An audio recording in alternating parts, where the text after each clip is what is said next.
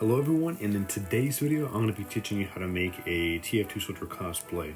So I will begin by doing the actual cosplay itself and then moving on to the props of this.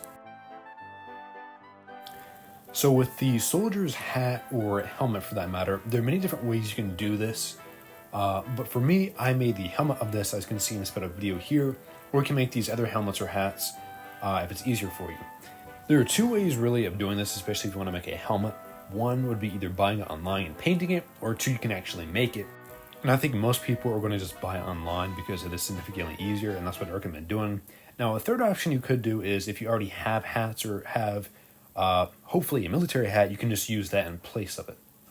So this was the end result. It turned out pretty well. I also heavily recommend getting a brush like this because this will do more area and it will not make any streaks. But this was the final result.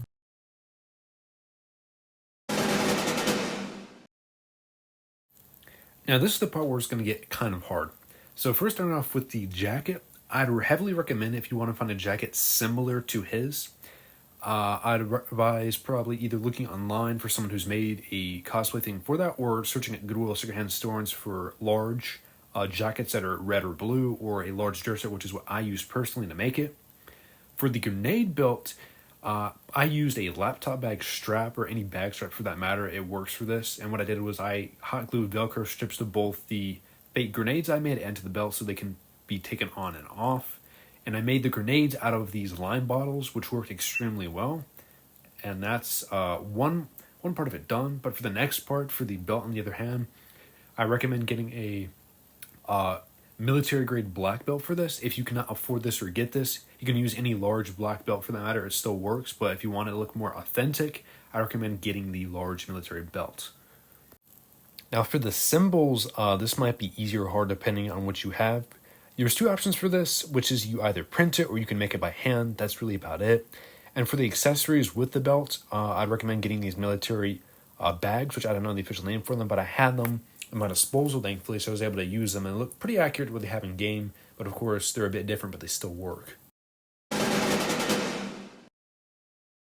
So for the pants, I just recommend getting navy blue cargo pants or getting black cargo pants. This can work either way. I'm specifically just using black just because I don't have blue ones offhand. And for the boots, try to get the high shin like combat boots that you might have seen online or somewhere else. For me, I just got regular combat boots at Walmart, which are the cheapest, so I just bought those. But I kind of wish I would have bought the other ones.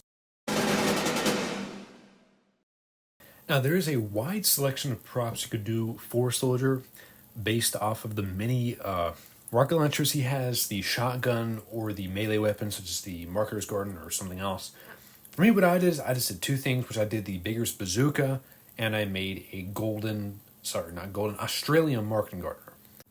Now, while I can't make an explicit tutorial on how to make these, there are people who do 3D print props online, which if you have the money, I'd recommend buying them from them because they are the basically top of the top best you can get to the actual game. Now, if you don't want to buy these things, which of course are very expensive, making the RPG is not terrible. It just, of course, takes time because there are many fine details to it.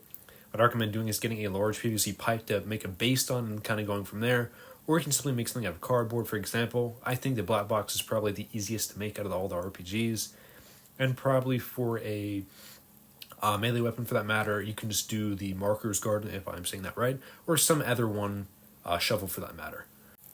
Now, to make a shovel, which I can give a brief explanation on, unfortunately I did not record while I was making the shovel, so I'm not going to be able to give very detailed instructions, but I can say this.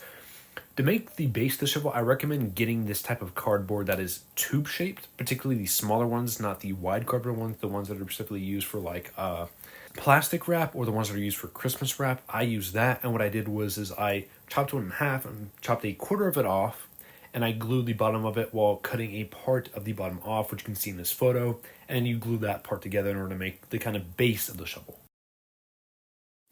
But this is the end of the video. Hopefully you were able to learn from this video and able to make something of your own. And thank you all for watching, and please subscribe.